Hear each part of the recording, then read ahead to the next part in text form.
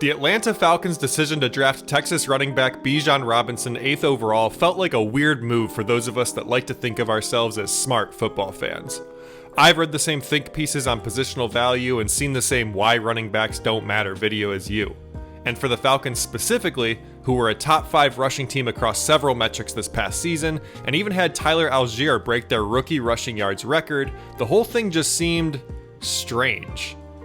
But Atlanta is betting on Robinson's overall talent, IQ, and versatility, thinking of him more as an offensive weapon than just a running back. He can choose whether a particular run requires a power approach or a more elusive one. He can read defensive reactions in the first and second levels quickly to break open runs, and he's been profiled as a nightmare to deal with on wheel routes, while also having the capability to line up in the slot and run more traditional routes like this post. Following the pick, Falcons scout Dante Fargnoli said, "It goes to show you how he's utilized as a weapon, not just a running back. It's like with Kyle Pitts as a tight end. He's not just a tight end, he's an all-around offensive weapon. Whether it's Cordarrelle Patterson and now Bijan, we're not going to just use these guys in the box. It'll be outside the box thinking." In this video, we'll showcase some of the outside the box thinking Atlanta used last year with all of the options they had available. Let's start by highlighting Kyle Pitts. The more of the Falcons offense I watched, the more I began accounting for him first, which Atlanta makes difficult since they move him all around the field play after play. Just watch how Pitts is lined up across these 4 consecutive plays against the Seattle Seahawks in Week 3. In the first one, he's set up out wide and makes the catch off this in-breaking route from Marcus Mariota to move the chains. Next, he's positioned in a traditional tight end spot to help out on the run, where he double teams the first guy at the line and nearly gets to the second level, but credit to the defender for bouncing off of him and getting his arm in there to make the tackle. After that, Pitts is back in the slot running a deeper route this time, where he actually ends up getting open. Had Mariota seen what was happening downfield a little earlier, this might have been an even bigger gain. And then finally, he's back at the tight end spot.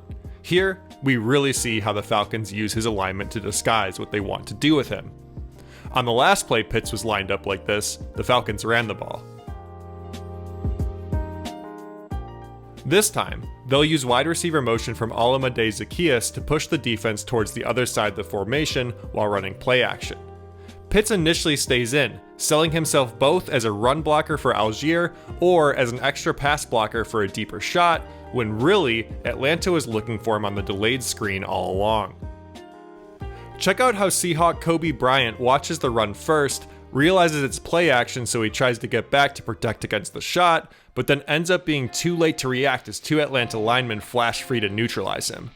The defense loses track of Pitts on this sequence, and they paid the price for it. Then again, locking in on Pitts isn't the answer either.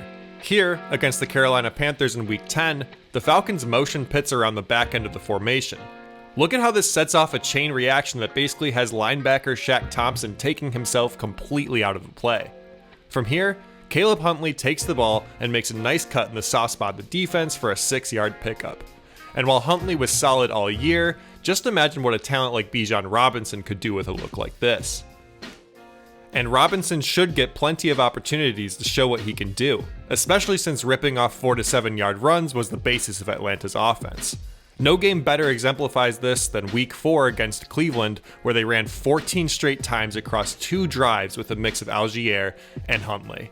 The whole sequence netted them 10 points and swung the game late for a 23-20 Falcons victory. And here's where we should highlight wide receiver Drake London.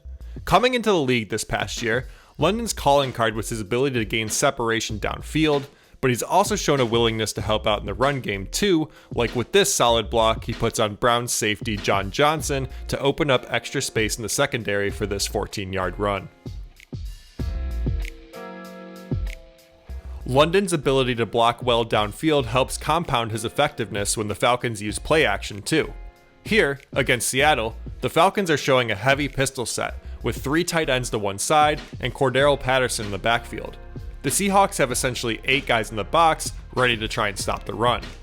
London is out wide on an island with a corner who is already displaying some signs of zone coverage. A few yards off, a foot ready to backpedal, and his body angling more towards the line to help keep the play in front of him and help contain Patterson if he breaks one. Watch how London jogs up to block him, and the defender lets his guard down as he watches the play fake. Mariota buys just enough time in the collapsing pocket to launch one right as London makes his break. And while it's hard to fault Mariota much here considering the situation, if he had thrown the ball just a little more in front, there's a chance this goes for 6. Come to think of it, the Falcons' skill players remind me a bit of how a sharpshooter in basketball can influence a defense. That concept of gravity and how certain players pull defenders towards them to get other areas of the field or court open. This gravity is on display when Atlanta lines up in this full house formation with Pitts and Patterson in the backfield and London out wide. Plus, maybe it's just me, but there's something about a full house formation that I just love. The Seahawks come out with one deep safety and appear to be playing a cover 1 concept.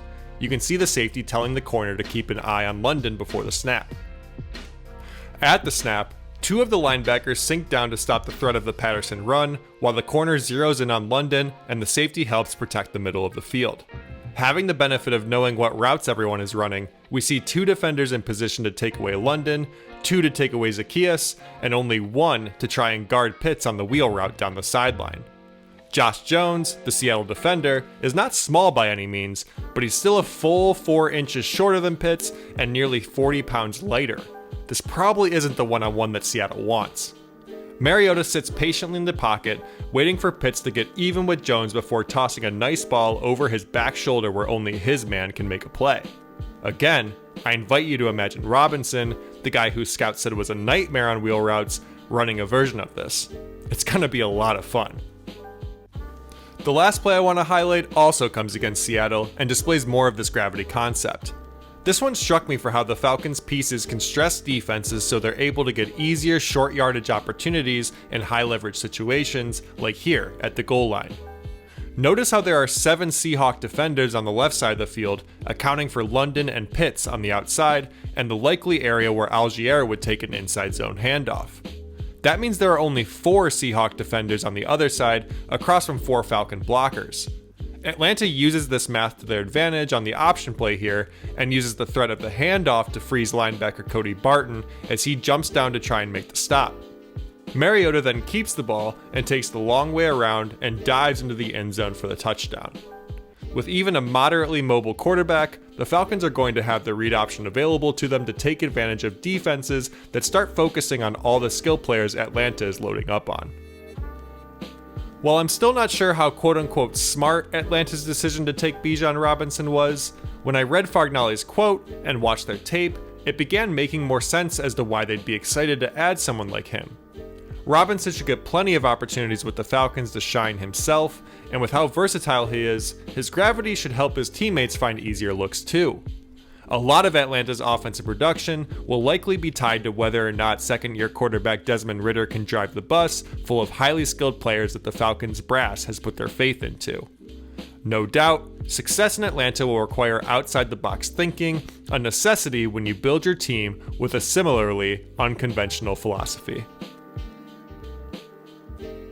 Thank you so much for watching this video. Please remember to give it a like if you did enjoy it, and consider subscribing to the channel so you can catch the next one. Thanks. Bye.